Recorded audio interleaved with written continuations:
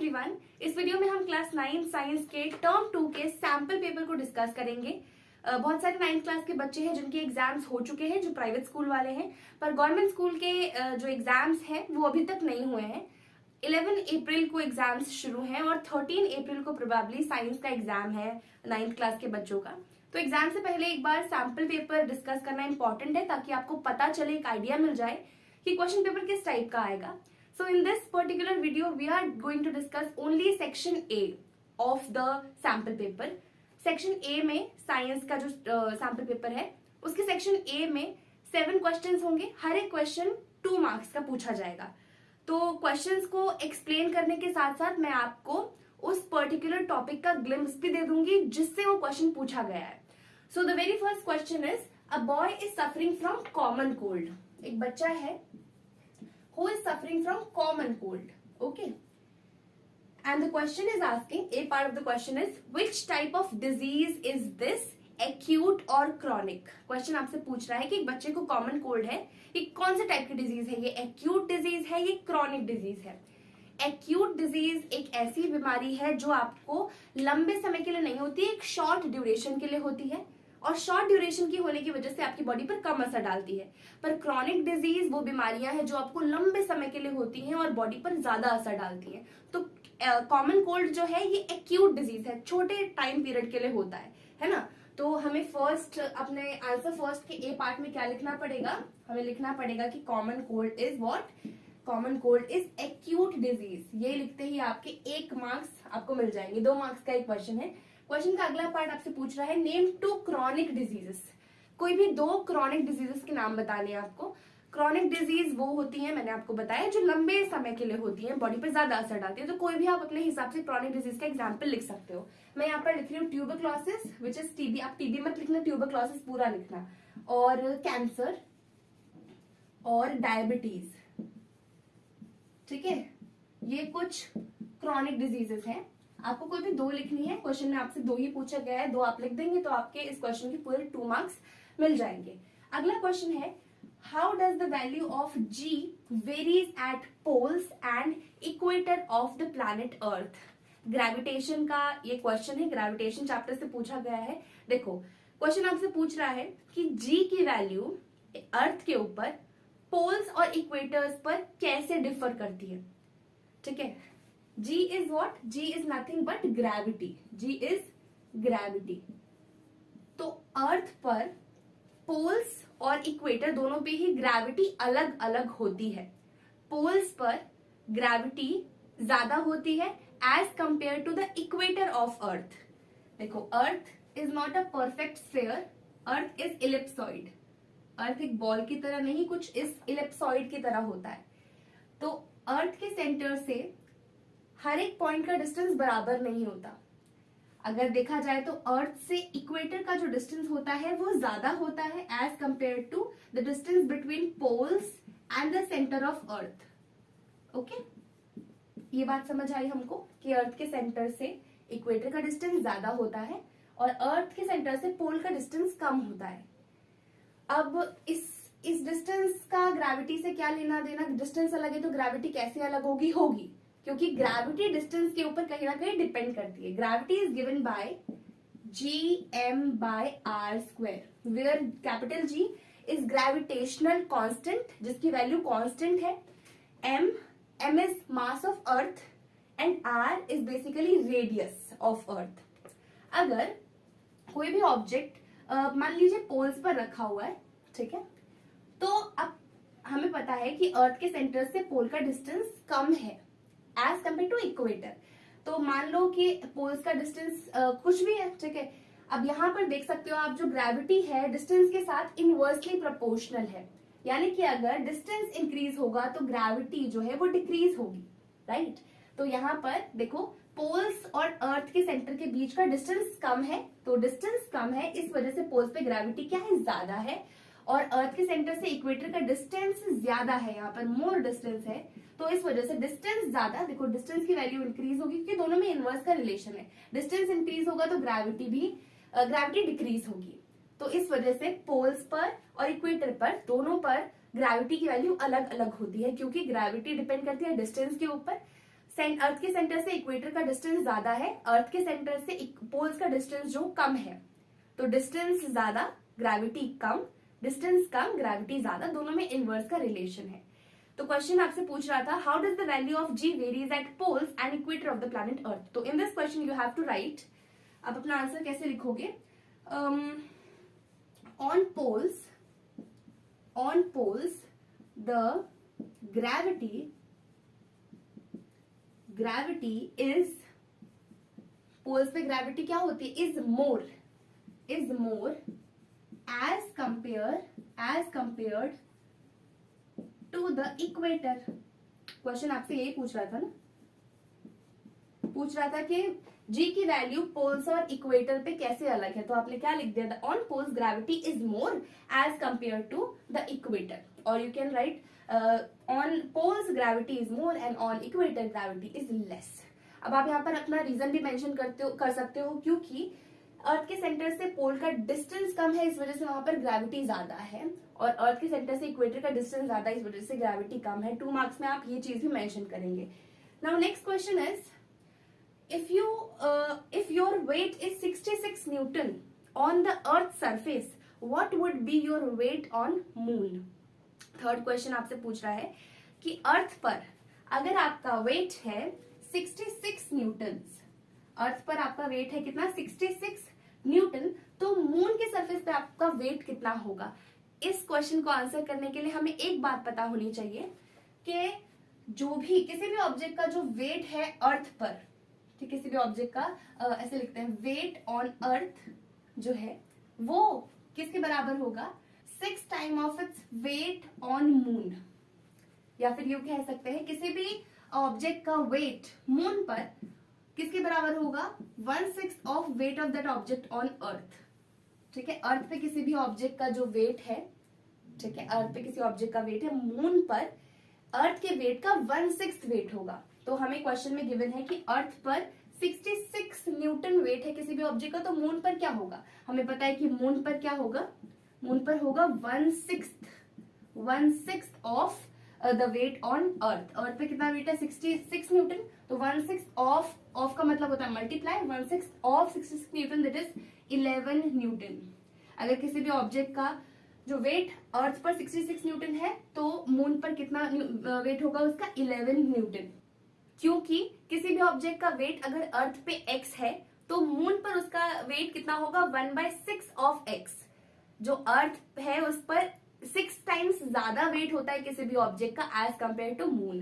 तो ये हो गया हमारा थर्ड क्वेश्चन का फर्स्ट पार्ट। ठीक है, in the second part you have asked, will mass increase और decrease on earth surface if will your mass increase और डिक्रीज ऑन अर्थ सरफेस, नहीं, यहाँ पर मून सरफेस होना चाहिए। तो क्वेश्चन आपसे पूछना चाह रहा है कि आपका वेट चलो चेंज हो गया मून के सरफेस पे, क्या आपका मास इंक्रीज या डिक्रीज होगा मून के सरफेस पे, तो answer is no. Mass can neither be created nor destroyed. Weight change हो सकता है ग्रेविटी की वजह से, पर मास कभी भी चेंज नहीं हो सकता। आप इस दुनिया में कहीं पर चले जाओ, आउटर स्पेस में चले जाओ, कहीं पर भी चले जाओ, आपका मास हमेशा कांस्टेंट ही रहेगा, पर आपका वेट डिफर कर सकता है शायद ग्रेविटी की वजह से। तो थर्ड क्वेश्चन का बी पार्ट का आंसर है no, mass will not increase और डिक्रीज एनीवेयर। आप कहीं पर भी चले जाओ, मास आपका चेंज नहीं होने वाला। तो ये हो गया third question. Now the fourth question is, let me first erase all this, then we'll be discussing fourth question. Now the fourth question is, personal hygiene is a necessary condition for good health. यानी कि अच्छी health के लिए personal hygiene एक mandatory condition है। Right, at least 2 more conditions required for good health. एक अच्छी health के लिए आपको 2 और कंडीशंस लिखनी है पर्सनल हाइजीन के अलावा। तो पर्सनल हाइजीन के अलावा taking a healthy and nutritious food, taking a proper balanced diet is one more condition which is necessary for good health.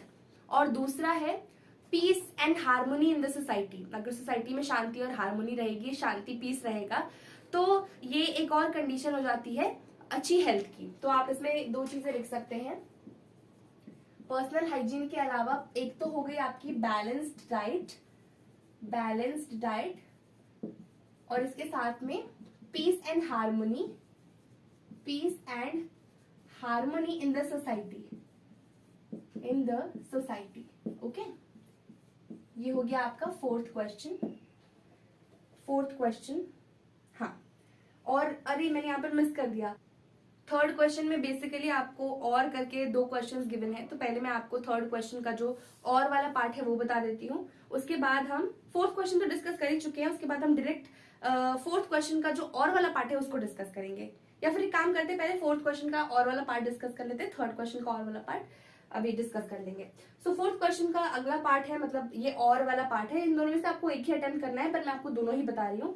Question है, how does a doctor diagnose the disease in a diseased person. किसी भी एक बीमार इंसान में कोई भी doctor किस तरह से बीमारी को डायग्नोज करता है, पहचानता है। तो एक डॉक्टर सिंपली साइंस और सिम्टम्स के बेसिस पर किसी भी इंसान में बीमारी को डायग्नोज करता है। अब ये सिम्टम्स क्या होते हैं? Symptoms are basically phenomenal experienced by the individual person who is suffering from disease. जो भी बीमारी से ग्रस्त है उसको जो भी चीजें फील होती हैं वो सिम्टम्स है। और साइन क्या है? साइन ऐसे हेल्थ इश्यूज हैं जिनको दूसरे ऑब्जर्व कर सकते हैं, आपके आसपास वाले, आपके फैमिली वाले या फिर डॉक्टर इसको ऑब्जर्व कर सकते हैं, उन्हें हम साइंस कहते हैं। तो इन साइंस और सिम्टम्स के बेसिस पर जो डॉक्टर है वो किसी भी इंसान को डायग्नोज करता है। तो in this question you will have to write that a doctor diagnose a disease in a diseased person on the basis of signs and symptoms. Okay, so next part of B part of the fourth question is in this you have to write answer. A doctor diagnoses disease in a diseased person on the basis of signs and symptoms. अब ये 2 marks का question है तो इतना लिखने से नहीं चलेगा, आपको साइंस और सिम्टम्स को भी इलैबोरेट करना पड़ेगा, आपको बताना पड़ेगा कि सिम्टम्स जो है ये ऐसे फिनोमिनन है जिनको इंसान खुद एक्सपीरियंस करता है जो बीमारी से जूझ रहा है या बीमारी से ग्रसित है, और साइंस ऐसी ऑब्जर्वेशंस होती हैं जो दूसरे लोग ऑब्जर्व कर लेते हैं, जो डॉक्टर आपको बताता है, वो साइंस होते हैं। ठीक है, चलो अब हमें डिस्कस करना था फिफ्थ क्वेश्चन को डिस्कस करने से पहले हम थर्ड क्वेश्चन का जो नेक्स्ट पार्ट है, जो और वाला ऑप्शन था, उसको हम डिस्कस कर लेते हैं। ये फोर्थ क्वेश्चन को और वाला ऑप्शन था, बेसिकली मैंने आपको यहाँ पर बी बोल दिया, ये और वाला ऑप्शन है फोर्थ क्वेश्चन का। अब हम आंसर जो थर्ड था उसका जो और वाला ऑप्शन है उसको डिस्कस करेंगे, which is a ball freely falls off from a terrace of a building and drops to a ground in 2 seconds. एक बॉल है जो एक टेरेस से गिर रही है और 2 सेकंड में वो नीचे आ जा रही है। What is its speed on striking the ground? जब वो ग्राउंड के ऊपर टच कर रही है तो उसकी स्पीड क्या होगी? और आपको यहाँ पर बोला गया है you have to take the value of g as 10 metre per second. तो एक बॉल है जो छत से गिर रही है, ओके, और टाइम हमको दे रखा है 2 सेकेंड, 2 सेकेंड में वो गिर जाती है छत से नीचे, ओके। और यहाँ पर आपको g की वैल्यू लेनी है कितनी? 10 मीटर पर सेकेंड। और आपसे पूछा गया है, क्या पूछा गया है? What is the speed on striking, what is its speed on striking the ground. जब वो ग्राउंड से टकरा रही होगी तब उसकी स्पीड क्या रही होगी? देखो कोई भी बॉल है, ये टेरेस है, ये बॉल है, ये यहाँ से गिर रही होगी नीचे, तो पहले इसकी जो इनिशियल वेलोसिटी है वो 0 रही होगी, u जो है वो 0 रही होगी। आपसे पूछा है जब वो ग्राउंड पर आएगी, स्ट्राइक करेगी, you have to find its velocity. तो आपको क्या निकालना है? Basically you have to calculate v, है ना। v की बात हो रही है यहाँ पर, u की बात हो रही है यहाँ पर, t की बात हो रही है, हमें दिख रहा है साफ साफ। हम क्या कर सकते हैं? हम वी कैन यूज एक्सेलरेशन का formula which is v minus u by t, और यू कैन से दिस, आप फर्स्ट इक्वेशन ऑफ मोशन का भी इस्तेमाल कर सकते हो which is v is equal to u plus at, है ना, दोनों ही सेम बात होती है। तो यहाँ पर आप वैल्यूज पुट कर सकते हैं, इसमें पुट कर दोगे तो ज्यादा आसान रहेगा। v हमें कैलकुलेट करना है, u हमें पता है कि 0 होगा क्योंकि इनिशियली जो बॉल है उसकी इनिशियल वेलोसिटी तो 0 ही रही होगी ना, गिरने से पहले वो रेस्ट पड़ती है, उसकी इनिशियल वेलोसिटी 0 प्लस एक्सेलरेशन हमें बोला हुआ, एक्सेलरेशन यहाँ पर सिर्फ ग्रेविटी की वजह से, acceleration due to gravity which is g, और हमें बोला हुआ है क्वेश्चन में उसे 10 मीटर पर सेकेंड लेना है, तो g is 10 metre per second and time हमें बताया हुआ है 2 सेकेंड, ठीक है। सो v यानी कि जो वेलोसिटी है हमारी, final velocity, it comes to be 10 to the 20 metre per second square. How can velocity come as metre per second square? Okay okay, यहाँ पर मैंने एक्सेलरेशन की जो वो है यूनिट, उसको मीटर पर सेकेंड लिख दिया था. एक्सेलरेशन की unit metre per second square है. यहाँ एक सेकेंड से ये सेकेंड कट जाएगा, तो 10 to the 20 metre per second velocity आ गई. ठीक है, हमसे पूछा था वेलोसिटी बताना है बॉल की ग्राउंड में स्ट्राइक करने से पहले, तो हमने उसकी वेलोसिटी बता दी. अब इसी क्वेश्चन का जो नेक्स्ट पार्ट है वो आपसे पूछ रहा है what is the height of the building. Now in the next part you have to find what, you have to find the height of the building. अब हाइट निकालने के लिए, height is nothing but distance, right. आप second equation of motion और third equation of motion दोनों का ही इस्तेमाल कर सकते हैं, क्योंकि दोनों में ही एस का यानी कि डिस्टेंस का, हाइट का जिक्र हुआ है. देखो, अगर आप s is equal to u t plus half a t square इस इक्वेशन का इस्तेमाल करते हो तो भी आप बिल्डिंग की हाइट निकाल सकते हो. आप ये जो है ना, ये देखो जो बॉल है ये s डिस्टेंस ही तो कवर करेगी, और ये डिस्टेंस क्या होगा, हाइट. किसी बिल्डिंग के ऊपर से इसको फेंका जा रहा है, तो बिल्डिंग की जितनी हाइट होगी वही डिस्टेंस तो बॉल कवर करेगी. तो यहाँ पर इसलिए बिल्डिंग की हाइट अगर पूछी जा रही है तो बिल्डिंग की हाइट क्या होगी, distance covered by the ball, तो इसलिए हमने s ले लिया. ठीक है, I hope you understand this. Now you have to calculate s, है ना. u आपको पता है इनिशियल वेलोसिटी कितनी थी, 0 थी, क्योंकि initially ball was at rest. तो यहाँ पर आप ये पूरी वैल्यू 0 हो जाएगी. 0 multiply by t, 0 multiply by anything is 0. तो मैं इसको नहीं लिख रही. हाफ का एज इट इज रहने दो. ए हमें पता है एक्सेलरेशन ड्यू टू ग्रेविटी है 10 metre per second square multiply by T square. Time is 2 seconds and 2 second का square which is 4 second square. Second square से सेकेंड स्क्वायर गया, 10 4 जा 40. पहले इसको कैंसिल कर सकते हैं, 2 2 जा 4 ऐसे, तो 2 10 जा 20 मीटर जो है वो डिस्टेंस आ गया. Simple is that. Now you can calculate the distance by using the third equation of motion as well, which is v square minus u square is equal to 2as. v, do we know v? हाँ, अभी हमने calculate किया था. v is 20 metre per second, तो v square यानी कि 40 metre square पर second square है ना, 20 मीटर पर सेकेंड का स्क्वायर कर दिया मैंने. Minus u was 0, initial velocity was 0, इसको ऐसे ही रहने दो. 2 मल्टीप्लाई a कितना है, a is acceleration which is 10 metre per second square. Second square यहाँ पर लिख देती हूँ. ठीक है, मल्टीप्लाई s इज डिस्टेंस, हमें नहीं पता कितना है. ठीक है, सेकेंड स्क्वायर से सेकेंड स्क्वायर गया, मीटर से ये मीटर गया, मीटर स्क्वायर का 1 मीटर, और 2 2 जा 4 0 10 2 जा 20. तो यहाँ से डिस्टेंस कितना आ गया. Oh, I have done some mistake I guess. यहाँ पर बहुत मेस हो गया, इसको यहाँ पर कर देते हैं. v square minus u square is equal to 2as. देखो फिर से लिख देते हैं.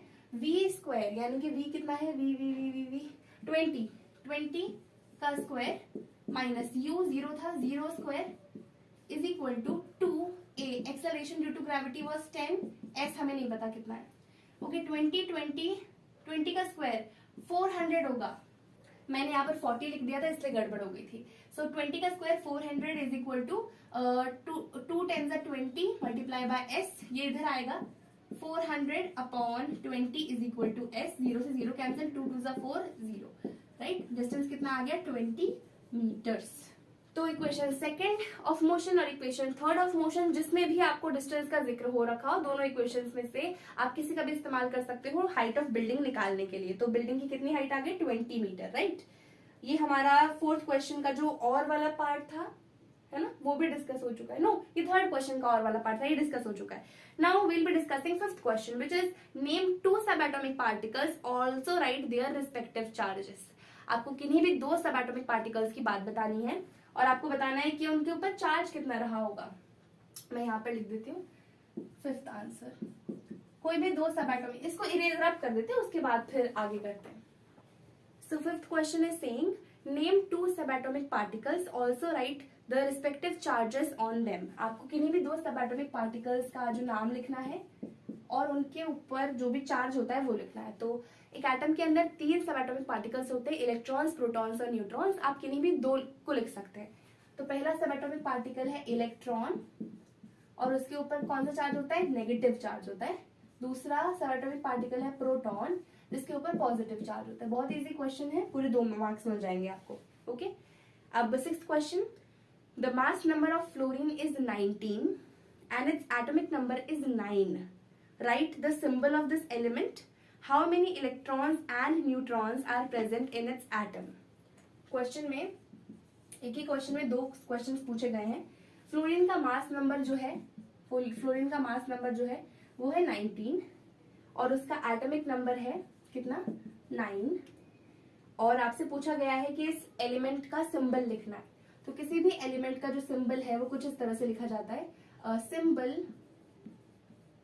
ठीक है, ऊपर उसका मास नंबर और नीचे उसका एटॉमिक नंबर. तो फ्लोरीन का सिंबल क्या होता है, F. तो ऊपर क्या लिखा जाएगा, फ्लोरीन का मास विच इज 19 और एटॉमिक नंबर जो है फ्लोरीन का वो है 9. तो इस तरह से हम फ्लोरीन को रिप्रेजेंट करेंगे. क्वेश्चन का अगला पार्ट आपसे पूछ रहा है, how many electrons and neutrons are present in this atom. आपको कैलकुलेट करना है कि फ्लोरीन के इस एटम में कितने इलेक्ट्रॉन्स और कितने न्यूट्रॉन्स प्रेजेंट है. ओके, देखो atomic number is 9, that means there are 9 protons. ये तो फिक्स है ना, 9 प्रोटॉन है, ये तो फिक्स है. और एक न्यूट्रल एटम के अंदर जितने प्रोटॉन्स होते हैं उतने ही इलेक्ट्रॉन्स होते हैं. तो number of electrons would be equal to number of protons which is 9. ठीक है, और अब न्यूट्रॉन्स कितने होंगे, देखो इसका मास नंबर 19 है, that means number of electrons plus number of protons is 19. Okay, और इलेक्ट्रॉन्स 9 है, तो ऑब्वियसली जो न्यूट्रॉन्स होंगे वो कितने होंगे, 10. तभी इसका सम जो है वो 19 होगा. ठीक है, एटॉमिक नंबर 9 है, दैट मीन्स प्रोटॉन्स भी 9 होंगे, इलेक्ट्रॉन्स भी 9 होंगे. Atomic number is nothing but number of protons in an atom. ठीक है, atomic number represents number of protons. एक न्यूट्रल एटम के अंदर जितने प्रोटॉन्स होते हैं उतने ही इलेक्ट्रॉन्स होते हैं. तो फ्लोरीन का एटॉमिक नंबर 9 है, दैट मीन्स उसमें 9 प्रोटॉन्स होंगे, तो उसमें 9 इलेक्ट्रॉन्स भी होंगे. पर उसका मास जो है, मास नंबर वो 19 है. Mass number is number of protons plus number of neutrons. Protons 9 है, ओके, और नंबर ऑफ न्यूट्रॉन्स जो है वो कितने होंगे, 10 होंगे, क्योंकि 19 में से 9 चले गए तो 10 बचे. ठीक है, तो यहाँ पर हो गया ये 6 क्वेश्चन भी. अब हम डिस्कस करेंगे अपना लास्ट क्वेश्चन सेक्शन ए का, which is 7th question. 2 elements having atomic number 6 and 17 represent x and y. दो एलिमेंट्स हैं, एक का एटॉमिक नंबर है 6, एक का एटॉमिक नंबर है कितना, 17. Okay, what will be the valency of these 2 elements? Now you'll have to calculate the valency of these 2 elements. Valency is nothing but combining capacity of atoms, right? Atoms की combining capacity को valency बोला जाता है. या फिर आप आसान शब्दों में ये कह सकते हो कि एक एटम को स्टेबल होने के लिए कितने इलेक्ट्रॉन्स लूज या गेन करने पड़ेंगे, उसको वैलेंसी बोला जाता है. ठीक है, तो अब एक एक्स नाम का एटम है जिसकी एटॉमिक नंबर 6 है. ठीक है, एटॉमिक नंबर 6 है, तो एटॉमिक नंबर 6 है, यानी कि अगर हम देखें hydrogen, helium, lithium, barium, boron, carbon 6 इसके एटॉमिक नंबर है. तो यानी कि कार्बन के एक एटम के अंदर 6 टोटल इलेक्ट्रॉन्स होंगे, राइट, 6 इलेक्ट्रॉन्स होंगे. वैलेंसी हम कैसे फाइंड आउट करते हैं, देखो एक कार्बन का एक एटम है, उसके अंदर 6 इलेक्ट्रॉन्स होंगे, तो फर्स्ट शेल में हमेशा 2 इलेक्ट्रॉन्स हम डाल देते हैं. ठीक है, फिर सेकंड शेल में कितने, 8 इलेक्ट्रॉन्स आते हैं, पर हमारे पास 4 ही हैं, क्योंकि 4 और 2 6 electrons he all in all carbon के पास है. अब इसको 4 इलेक्ट्रॉन्स और चाहिए स्टेबल होने के लिए. Carbon needs 4 more electrons to become stable, तभी उसका ऑक्टेट कंप्लीट हो जाएगा. 8 इलेक्ट्रॉन्स पूरे हो जाएंगे तभी स्टेबल हो जाएगा, राइट. तो एक एटम को अपने शेल यानी अपने ऑक्टेट को फुल करने के लिए कितने इलेक्ट्रॉन्स को लेना पड़ेगा या कितने इलेक्ट्रॉन्स को लूज करना पड़ेगा, यही उसकी वैलेंसी होती है. तो कार्बन को या तो 4 इलेक्ट्रॉन्स लेना पड़ेगा या तो 4 इलेक्ट्रॉन्स लूज करना पड़ेगा अपने ऑक्टेट को कंप्लीट करने के लिए. अगर ये 4 इलेक्ट्रॉन्स ले लेगा तो आउटर मोस्ट शेल में 8 पूरे हो जाएंगे, हमें 8 ही चाहिए, है ना. अगर ये 4 लूज कर देगा तो इनर मोस्ट शेल में 2 इलेक्ट्रॉन्स पूरा फुलफिल हो जाएगा, है ना. तो 4 ही इसकी वैलेंसी होगी. तो आपसे पूछा गया था x जो एलिमेंट है जिसका एटॉमिक नंबर 6 है उसकी वैलेंसी कितनी होगी, उसकी वैलेंसी होगी 4. और y जिसका एटॉमिक नंबर 17 है इसकी वैलेंसी कितनी होगी, 17 एटॉमिक नंबर है, तो 17 इज क्लोरीन. अगर नहीं भी हमें पता होता तो क्या फर्क पड़ता, हमें एटॉमिक नंबर पता है, बस 2 8 8 18 ऐसे बांट देना है. देखो ये इसको y ही रहने दो, मुझे नहीं पता, मुझे नाम से मतलब भी नहीं है. फर्स्ट शेल में कितने इलेक्ट्रॉन्स आएंगे, 2 इलेक्ट्रॉन्स आएंगे. सेकेंड शेल में कितने आते हैं? 8 आते हैं। तो 1 2 3 4 5 6 7 8, ठीक है।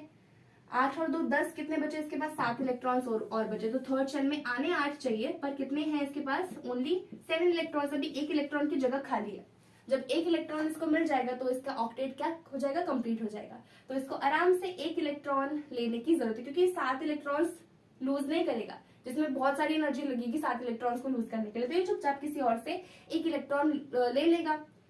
जब ये एक इलेक्ट्रॉन ले लेगा तो इसका पूरा शेल जो है फिल हो जाएगा, ऑक्टेट कंप्लीट हो जाएगा और ये स्टेबल हो जाएगा। तो इसको स्टेबल होने के लिए मात्र एक इलेक्ट्रॉन की जरूरत है। तो जो Y है, Y एलिमेंट, इसकी वैलेंसी कितनी हुई? 1 हुई।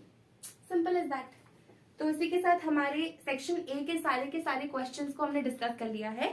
अब आने वाले वीडियोस में हम सेक्शन बी और सेक्शन सी को भी डिस्कस करेंगे। That is it for this video. I will see you guys in the next one.